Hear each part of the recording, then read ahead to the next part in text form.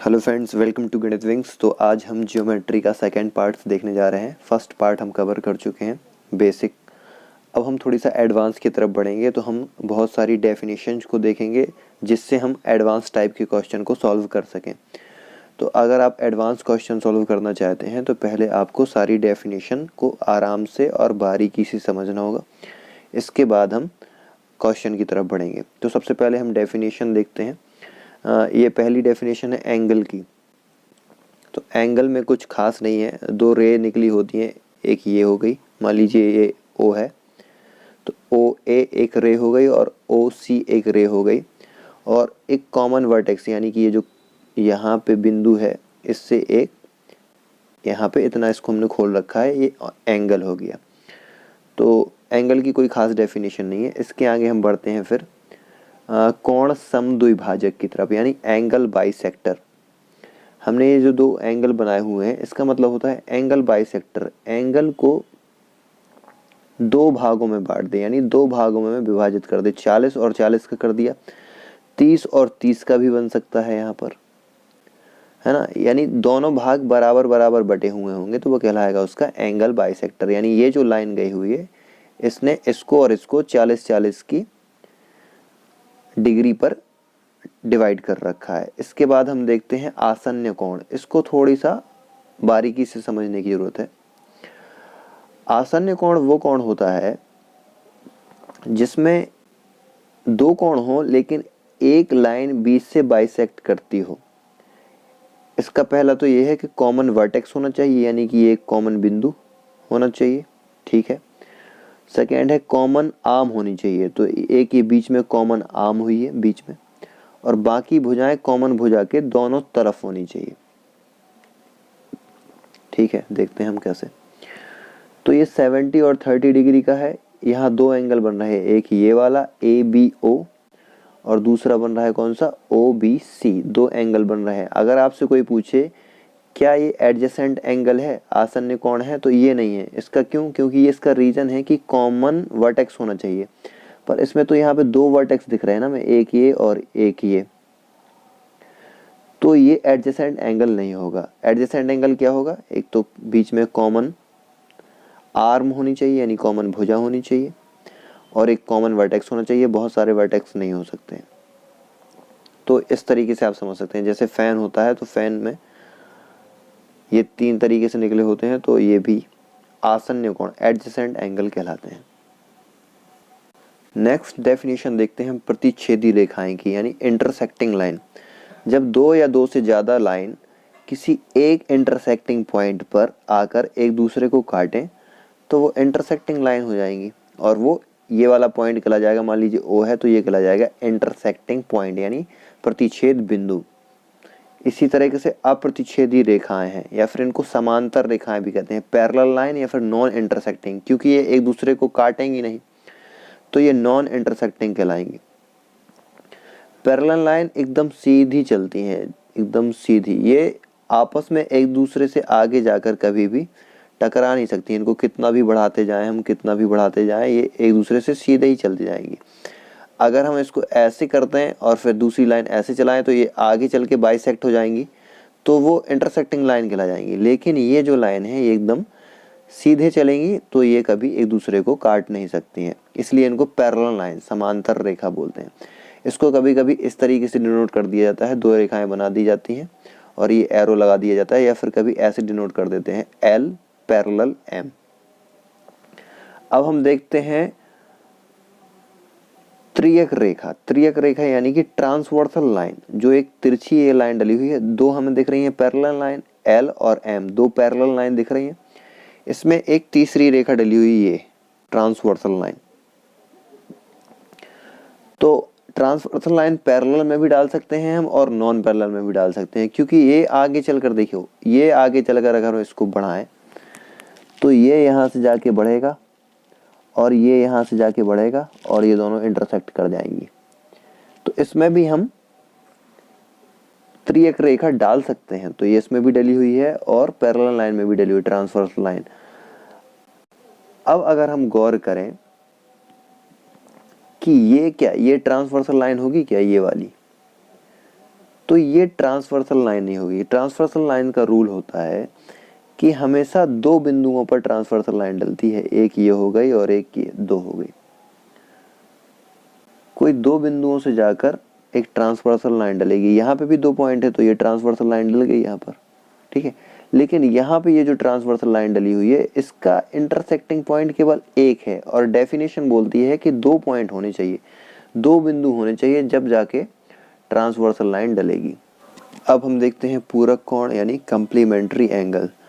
तो सिंपल है, दो ऐसे कोण जिनकी मापों का योग यानी दोनों का सम 90 डिग्री होना चाहिए। तो ये एक कोण है, मान लीजिए ABC, कुछ भी नाम दे देते हैं हम इसको।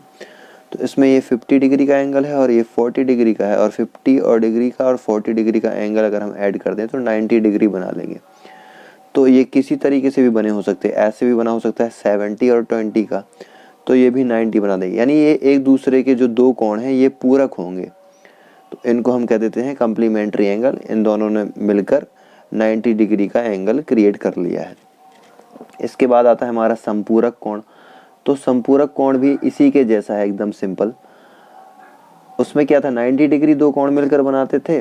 सप्लीमेंट्री एंगल में दो कोण मिलेंगे लेकिन 180 डिग्री का एंगल बना लेंगे। देखो यहाँ 110 में 70 अगर हम ऐड कर दें तो 180 हो जाएगा। तो ये कौन सा एंगल कहलाया जाएगा, सप्लीमेंट्री एंगल, यानी कि संपूरक कोण। दो मिलकर 180 का कोण बना लें।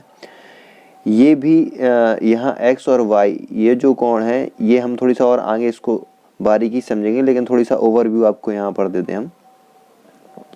ये यहाँ पे जो आसन्न कोण भी इसको बोला जाता है, और को इंटीरियर एंगल भी बोलते हैं, क्योंकि ये एक साइड के एंगल है, ये एक साइड और एक साइड।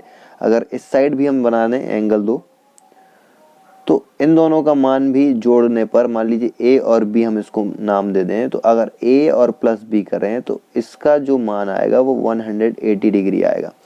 यानी इन दोनों का मान हमेशा 180 डिग्री होता है, अंदर के कोणों का मान। इसको सह आंतरिक कोण हिंदी में बोलते हैं। ये आपको याद रख लेना है कि दोनों अंदर के कोण हमेशा 180 डिग्री के होंगे। जब दोनों को जोड़ा जाएगा तो वो 180 डिग्री का कोण बनाएंगे। ये आगे चलकर आपको क्वेश्चंस में फायदा देंगे। ये है कोणों का रैखिक युग्म यानी कि linear pair of an angle. हमने पिछली वीडियो में देखा था कि जो स्ट्रेट लाइन जाती है वो हमेशा स्ट्रेट एंगल बनाती है 180 डिग्री का। तो इसमें देखो दो एंगल दिख रहे हैं हमें, एक ये वाला और एक ये वाला। तो अगर ये दोनों एंगल हमेशा स्ट्रेट लाइन पे जो भी एंगल बनेगा 180 डिग्री का बनेगा। ऐसे ये है, यहाँ पे 1, 2 और 3 एंगल बन रहे हैं, लेकिन ये तीनों जो यहाँ से लेकर यहाँ तक बने हैं इनका मान हमेशा 180 डिग्री ही होगा। कुछ इस एंगल का मान हो जाएगा, कुछ इस एंगल का आ जाएगा, कुछ इस एंगल का आएगा। मान लीजिए इसका 100 आ गया, इसका 40 और इसका 40, तो 180 हो गया। तो जो लीनियर पेयर होते हैं, मतलब कि जो एक सीधी रेखा पर कोण बनते हैं, वो हमेशा 180 डिग्री के बनते हैं, वो चाहे कैसे भी बने। ये देखा हमने, अब ये देखा और हम इसको समझते हैं। ये देखिए अलग अलग तरीके से कितने सारे एंगल बन रहे हैं, लेकिन जो लाइन में एक तरफ के एंगल बनेंगे, जैसे ये वाला एंगल बनेगा तो 180 बन जाएंगे ये, ठीक है। और यहाँ से भी तो एक बन सकता है, इस वाली लाइन को अगर हम गौर करें तो यहाँ से भी एक बन सकता है 180 का, इतना बस केवल इस तरफ बन सकता है ना। और अगर ये वाली लाइन हम इसको गौर करें नीचे वाली लाइन को, तो यहाँ भी 180 डिग्री का एंगल बन सकता है। कैसे, यहाँ से लेकर यहाँ तक। अगर ये वाली लाइन को हम गौर करें तो यहाँ से लेकर यहाँ तक 180 का बन जाएगा। अगर हम ये लाइन लेते हैं तो ऐसे, तो यानी कि जो सीधी लाइन है उसके ऊपर के जो एक तरफ के कोण है वो हमेशा 180 बना देंगे। ये यहाँ से लेकर यहाँ तक 180 बना देगी। फिर अगर ये वाली लाइन ले लें, मेन हम इंटरसेक्टिंग लाइन ये वाली ले लें, तो यहाँ से लेकर यहाँ तक 180 बन जाएगा, ठीक है। अगर हम इसको ऐसे बढ़ा दें आगे, ठीक है, इसको ऐसे आगे बढ़ा दें, स्ट्रेट कर दें, तो फिर ये वाला एंगल 180 बन जाएगा यहाँ से यहाँ तक। समझ सकते हैं आप। तो ये लीनियर पेयर ऑफ एंगल है और इसमें हमेशा 180 डिग्री का ही एंगल बनेगा। ये सारे जोड़, अगर 3 बन रहे हैं, 4 एंगल बन रहे हैं, 5 बन रहे हैं, तो जब सबको हम जोड़ेंगे ना तो वो 180 डिग्री ही आएगा, उससे एक्स्ट्रा नहीं जा सकता है, क्योंकि ये एक स्ट्रेट लाइन पर बने हुए हैं। यहाँ हम देखेंगे वर्टिकली अपोजिट एंगल, हिंदी में बोलते हैं शीर्षा विमुख कोण। वर्टिकली अपोजिट का मतलब है एक दूसरे के अपोजिट, ये वाला एंगल इसके अपोजिट हो जाएगा और ये वाला एंगल इसके अपोजिट हो जाएगा। तो जब ये एक दूसरे के अपोजिट होते हैं ना तो एक जैसा एंगल बनाते हैं। ये 90 डिग्री का इसने बनाया तो ये भी इसने 90 डिग्री का बना। जब दो लाइन एक दूसरे को इंटरसेक्ट करेंगी ना तो आमने सामने से वर्टिकली अपोजिट एक दूसरे के मुंह को देखते हैं, यहाँ से सामने और सामने से। तो अगर जैसे मान लीजिए कि ये वाला एंगल, अगर मान लीजिए 120 का ये वाला एंगल है तो ये वाला एंगल भी 120 का हो जाएगा। अगर ये मान लीजिए कितने का है, ये 40 डिग्री का है तो ये वाला भी 40 डिग्री का एंगल हो जाएगा। आमने सामने के जो एंगल होते हैं वो वर्टिकली अपोजिट एंगल कहलाते हैं। शीर्षा विमुख कोण यानी इनके सिर के सामने। तो वैसे हम जानते हैं कि अगर एक पूरा राउंड लिया जाए तो वो 360 डिग्री का होता है। तो देखो 120 का ये 120 का ये यानी कि कितना हो गया 240 और 40 और 40 80। तो 240 और 80 हो गया 360 मिलकर। तो ये आमने सामने के जो एंगल होते हैं वर्टिकली अपोजिट एंगल होते हैं। ये भी इंपॉर्टेंट है, आगे आपको क्वेश्चन सॉल्व करने में आपकी हेल्प करेंगे। अब हम देखते हैं एकांतर कोण यानी कि एक के अंतर से बने हुए होते हैं, अल्टरनेट एंगल कहलाते हैं। अल्टरनेट एंगल कैसा, एक यहाँ बना हुआ, देखिए हमने दो पैरेलल लाइन देखी थी, सारे एंगल इसी को सॉल्व करने से बनते हैं। दो पैरेलल लाइन और इसको एक ट्रांसवर्स लाइन काट रही है। अगर हम इसके ये वाले एंगल देख लें तो ये क्या कहला जाएंगे, ये कहला जाएंगे वर्टिकली अपोजिट, आमने सामने। अगर ये वाला देख लें तो ये इसके सामने है तो ये वर्टिकली अपोजिट हो गया। ऐसे ही यहाँ पे हो गया, ये इसका वर्टिकली अपोजिट, मान लो ये 40 है तो ये भी 40 हो जाएगा, है ना। ये 120 है तो ये वाला भी 120 हो जाएगा। तो ये वर्टिकली अपोजिट कहला जाएंगे एक दूसरे के। अगर हम इसको बाहर निकाल लें ऐसे ऐसे और ऐसे, जेड बना दें एक, ये एक हम मान लीजिए इसको जेड बनाएं, ये और ये, ठीक है, हमने इसका जेड इसको बाहर निकाल लिया जेड। तो जो ये वाला एंगल है ये और जो ये वाला एंगल है ना, ये कहलाते हैं अल्टरनेट एंगल। ये जेड अगर हम बाहर निकालें तो ये वाला अल्टरनेट, तो अल्टरनेट एंगल भी एक दूसरे के बराबर होते हैं। अगर ये 40 डिग्री होगा तो ये भी 40 डिग्री हो जाएगा, ठीक है। अब हम देखते हैं करस्पॉन्डिंग एंगल, बनते इसी से हैं। इसको निकाल लिया बाहर जेड को तो ये अल्टरनेट हो गए। अब इसमें देखते हैं इसी से करस्पॉन्डिंग एंगल क्या कहलाते हैं, जो एक दूसरे के संगत कोण होते हैं वो करस्पॉन्डिंग एंगल इंग्लिश में बोल देते हैं हम। संगत कोण कैसा, अगर ये एक कोण है मान लीजिए एक, तो इसके बराबर ये 5 हो जाएगा, इसके बराबर ये एक ही तरफ है। अब 2 के बराबर क्या हो जाएगा, 6 हो जाएगा, सीधी सी बात है। तो 3 नीचे है तो 3 के बराबर कितना हो जाएगा 7, 4 नीचे है तो 4 के बराबर 8 हो जाएगा। और हमने देखा था कि आंतरिक कोण यहाँ का और यहाँ का ये दोनों मिलकर कितना बना लेते हैं, अगर 4 और 5 को जोड़ दिया जाए तो 180 बना लेंगे। ऐसे इस तरफ 3 और 6 को जोड़ दिया जाए, 3 प्लस 6 को जोड़ दिया जाए तो ये भी 180 का बना लेंगे।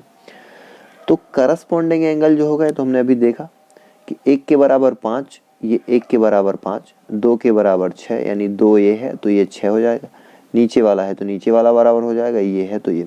और आमने सामने के बराबर हो जाएंगे तो वो कौन से एंगल कहला जाएंगे, वर्टिकली अपोजिट एंगल। अभी देखा हमने, तो वर्टिकली अपोजिट अगर हमें देखना हो, वर्टिकली अपोजिट एंगल, तो इसमें से कौन से हो जाएंगे, एंगल 1 किसके बराबर हो जाएगा, एंगल 3 के। एंगल 2 किसके बराबर हो जाएगा, एंगल 4 के। इसी तरह एंगल 6 किसके बराबर हो जाएगा, एंगल 8 के। ये वर्टिकली अपोजिट देख रहे हैं हम।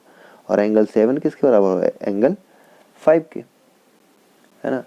तो वर्टिकली देख लिया हमने, करस्पॉन्डिंग देख लिया। करस्पॉन्डिंग कैसे, 1 और 5, 2 और 6, 3 और 7, 4 और 8। और एक होते हैं सप्लीमेंट्री एंगल। सप्लीमेंट्री एंगल वही कि इसको और इसको हमने ऐड किया तो 180 बना लिया। ये सप्लीमेंट्री, एक दूसरे के संपूरक। संपूरक कोण हमने शुरुआत में देखा कि 180 बन जाता है। तो ये सारी कुछ एंगल्स थे अलग अलग डिफरेंट टाइप्स के और उनकी कुछ डेफिनेशन थी। तो एक बार और आप वीडियो को यहाँ से यहाँ तक दोबारा से देखिए, एंगल को रिवाइज कीजिए। अब हम चलेंगे क्वेश्चन आंसर को सॉल्व करने की तरफ। यहाँ आपको अगर क्वेश्चन बहुत छोटे दिख रहे हो तो YouTube का भी न्यू फीचर आ गया है, जिससे आप क्या कर सकते हैं, इसको इस तरीके से जूम कर सकते हैं और बड़ा करके देख सकते हैं। तो यहाँ क्वेश्चन बोल रहा है कि दी गई आकृति में x और y के मान ज्ञात करें अगर AB पैरेलल CD हो, AB के पैरेलल CD हो, समानांतर हो।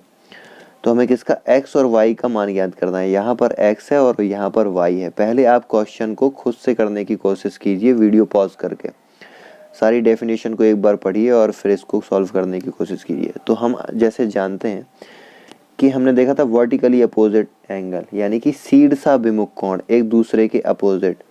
तो अगर ये 50 है तो ये भी कितना होना चाहिए, ये भी 50 होना चाहिए, क्योंकि ये एक दूसरे के आमने सामने है। यहाँ ट्रांसवर्सल लाइन काट रही है एक दूसरे को, त्रिअक्षीय रेखा। तो ये 50 है तो ये भी 50 होना चाहिए, है ना। इसका मान हमें निकालना है, इसका दिया नहीं है। इसका निकालने के लिए सिंपल हम क्या कर सकते हैं, देखिए ये स्ट्रेट एंगल है, ये वाला स्ट्रेट एंगल है और ये लाइन गई है। तो अगर हम इस पूरे एंगल की बात करें, इस पूरे एंगल की, तो ये 180 होगा, नहीं होगा, क्योंकि ये स्ट्रेट लाइन यहाँ से गई हुई है। तो इस वाली 180 होगा। तो 50 तो हमें मालूम है, 180 में अगर हम 50 को माइनस करते हैं तो 0, यहाँ 3 बचेगा और यहाँ 1 बचेगा। तो 130 का ये वाला एंगल हो जाएगा x वाला 130, क्योंकि 130 और 50 मिला के हो जाता है 180। तो x तो एंगल हमें मिल गया, तो इसके सामने वाला भी कितना हो जाएगा 130। इसको लिखने की जरूरत नहीं है, ये वाला भी 130 हो जाएगा, लेकिन x हमें मिल गया कितना 130। अब हमें चाहिए y, तो हम y को देखेंगे। तो यहाँ हमें 130 दिया हुआ है और हम सीधा सिंपल जानते हैं कि वर्टिकली अपोजिट एंगल एक दूसरे के बराबर ही होते हैं। तो यहाँ पर हम इसको 130 डायरेक्ट भी लिख सकते हैं, क्योंकि इसके जस्ट सामने का एंगल है। तो हमें y भी मिल गया 130 और यही हमारे आंसर हो जाएंगे। और चेक करने के लिए हम देख सकते हैं इंटीरियर एंगल, जो संगत कोण होते हैं एक दूसरे के बराबर, कितना दोनों को जोड़ने पर कितना बनता है 180। ये वाला एंगल और ये वाला एंगल जोड़ने पर कितना बनता है 180 बनता है। तो अगर हम 50 और 130 को जोड़ें तो 180 बन जाएगा। तो इसका मतलब इस तरीके से भी हमारा सही है। अब हम सेकेंड क्वेश्चन देखते हैं। इसको पॉज करके आप पहले खुद से सॉल्व करने की कोशिश कीजिए। POQ एक रेखा है, तो ये एक रेखा गई हुई है PO और Q, ये एक रेखा गई है। इसमें x का मान हमें निकालना है। ये जो x दिखाया है, ये x का मान ज्ञात करना है और ऑप्शन दिए हमें 25, 20, 35 और 45। तो हम क्या करेंगे, सबसे पहले x का मान निकालने के लिए हम जानते हैं कि स्ट्रेट वाले जो एंगल होते हैं वो हमेशा 180 डिग्री का एंगल बनाते हैं, ठीक है। तो अगर हम इन तीनों को जोड़ दें तो इनके बराबर कितना आ जाएगा हमारे पास 180 डिग्री का कोण आ जाएगा। तो अगर हम कोण 40 को जोड़ दें, ये वाला plus angle 4x plus angle 3x, तो ये कितना बना लेंगे 180 का बना लेंगे, ठीक है। यहाँ तक क्लियर।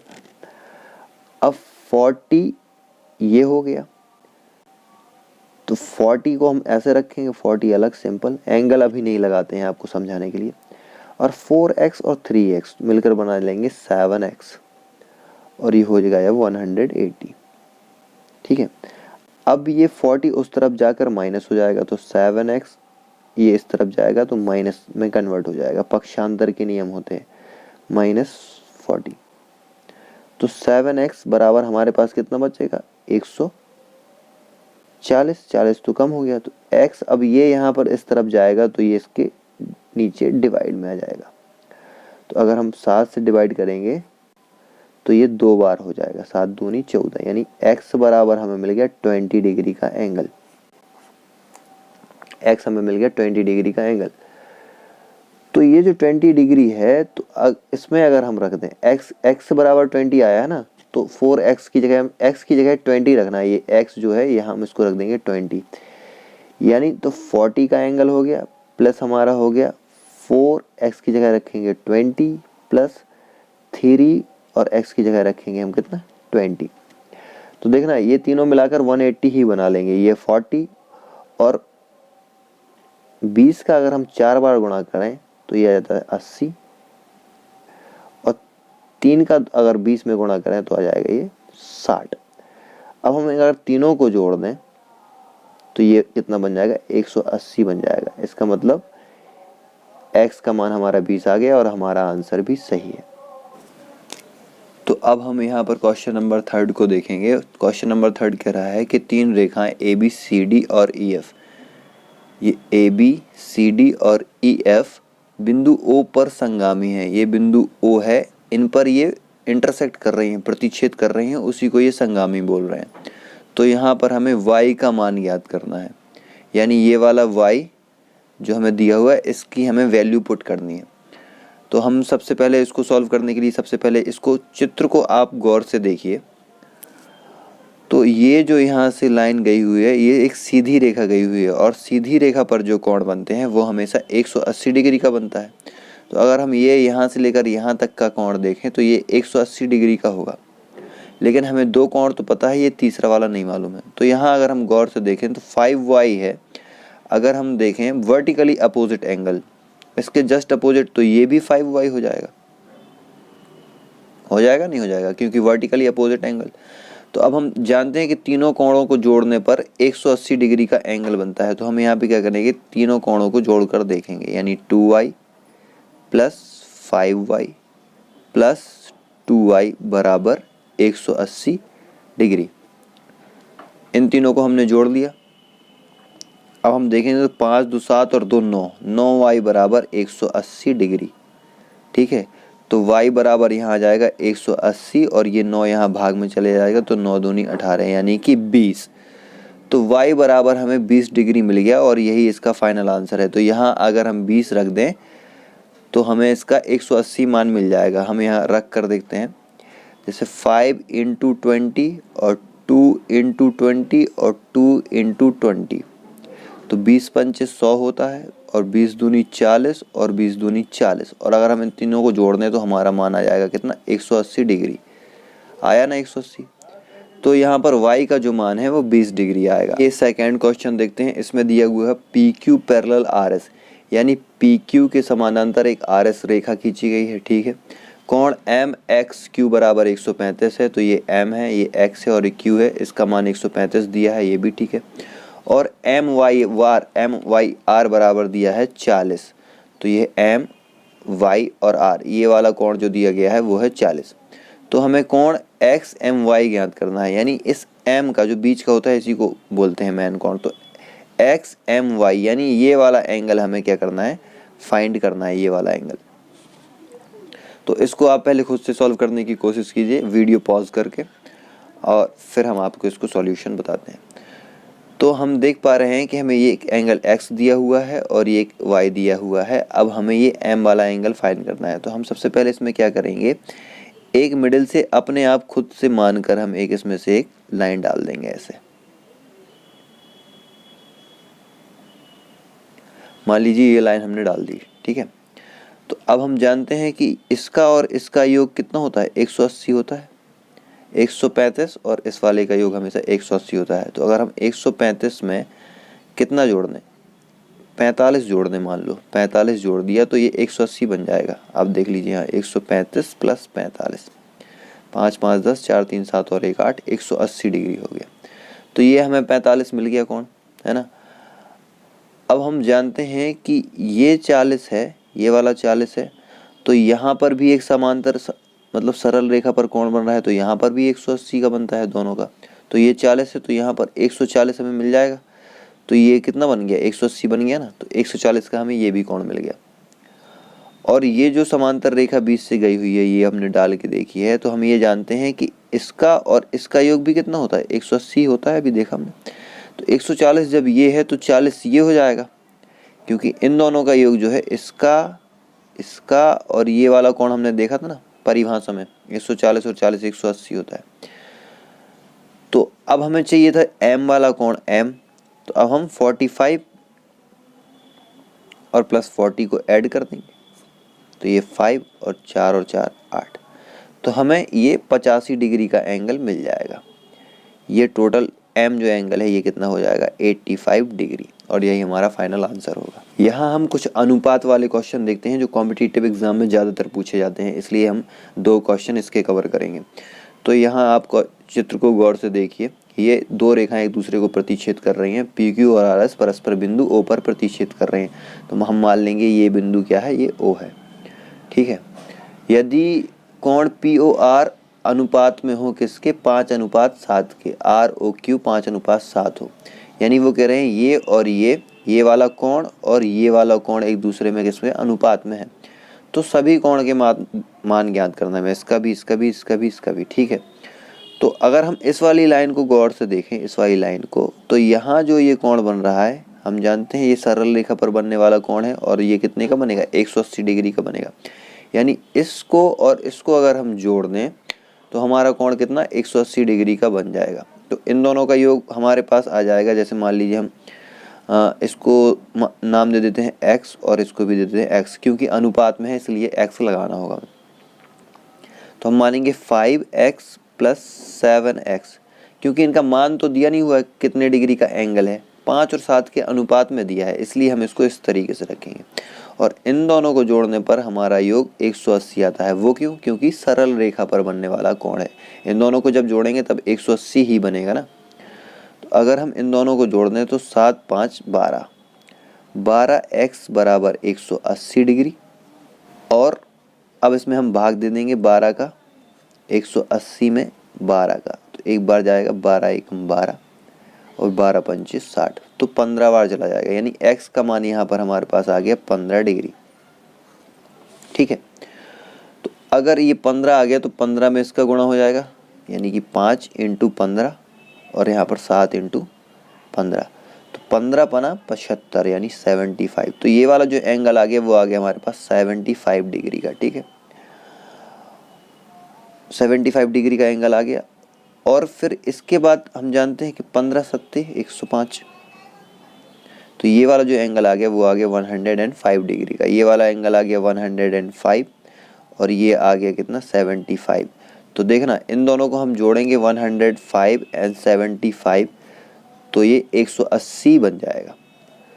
तो 75 105 मिल गया। अब सारे कोण का मान हमें निकालना था, सिंपल है, ये 75 है तो ये शीर्ष विमुख कोण है यानी वर्टिकली अपोजिट एंगल, तो ये भी 75 होगा। ये 105 है तो ये 105 ये भी होगा, क्योंकि आमने सामने के कोण है, वर्टिकली अपोजिट। अब हम देखते हैं ये नेक्स्ट क्वेश्चन, बी नंबर का क्वेश्चन। तो इसमें भी इसमें उन्होंने दिया है कि यदि AB पैरेलल CD है, AB पैरेलल CD है, ठीक है, देख लिया हमने, और CD पैरेलल EF है तो CD पैरेलल EF है, ये भी देख लिया हमने। तो Y अनुपात Z 3:7 में है, तो X का मान ज्ञात करो। यानी कि ये और ये 3:7 के अनुपात में है, तो ये भी सेम इसी के जैसा लगेगा। पहले आप खुद से लगाने की कोशिश कीजिए, ये ऑप्शन दे रखे हैं यहाँ पर। तो इसमें भी हम क्या करेंगे, हमें किसका मान निकालना है, इस वाले एंगल का हमें मान निकालना है, और ये हमें अनुपात में दिए हुए हैं। तो अगर आप गौर से देखें तो यहाँ 7 का अनुपात है और यहाँ 3 का अनुपात है, तो हम इसको 3x मान लेते हैं और इसको मान लेते हैं हम 7x, क्योंकि ये अनुपात में दिए हुए हैं। ठीक है, अब अगर ये वाला कोण 3x है, ये वाला कोण, तो वर्टिकली अपोजिट ये वाला भी 3x ही हो जाएगा। ऑब्वियस सी बात है, ये वर्टिकली अपोजिट एंगल है। ठीक है, तो अब हम देखते हैं ये वाली लाइन को देखेंगे और हमें पता है कि ये एक ही साइड के जो अंदर के कोण होते हैं इनका मान 180 डिग्री होता है। तो यहाँ हम लिख देंगे कि 3x और +7x = 180 डिग्री। यहाँ का मान होता है ना 180 डिग्री। ठीक है, तो 7 3 10x आ जाएगा हमारे पास और ये 180 डिग्री आ जाएगा, तो 10 में इसका भाग जाएगा, तो x बराबर हमारे पास बचेगा केवल 18। तो x बराबर 18 डिग्री हमारे पास आ गया। अभी ये इसका फाइनल आंसर नहीं है, ये x जो आया हम इसमें रखेंगे 3 में और 7 में, तो 7 में 18 18 36 18 3 54, यहाँ 3 में x 3 × 18 करेंगे तो यहाँ पे ये जो कोण आ गया वो आ गया हमारे पास 54 डिग्री का कोण, ये वाला एंगल। ठीक है, और 18 7 126 होता है, 18 7 126, तो ये जो वाला एंगल आ गया, ये वाला एंगल, ये आ गया हमारे पास 126 का। अब अगर इनको जोड़ के देखें 126 और 54 को, तो देखिए आप 180 ही बनेगा, ये हो गया 180। तो जब हमें ये मिल गया तो ऑब्वियस सी बात है, ये 54 डिग्री का है, तो इसके सामने का कोण भी कितना हो जाएगा, ये भी 54 हो जाएगा। ये भी 54 हो गया। अब ये 54 है तो इन दोनों का योग देखिए, ये वाला बन रहा है ना, इनका योग 180 होता है, तो इसका और इसका 180 होगा, तो ये 54 है और इन दोनों को जोड़ेंगे तो 180 बनना चाहिए। तो 180 में अगर हम 54 माइनस कर दें तो हमारे पास कितना बचेगा, 126। तो ये जो x का मान है 126 आ जाएगा और ये ऑप्शन नंबर बी हमारा सही आंसर हो जाएगा। तो अगर आपको वीडियो पसंद आया हो तो लाइक करें और चैनल पर नए हो तो चैनल को सब्सक्राइब करें। Thank you.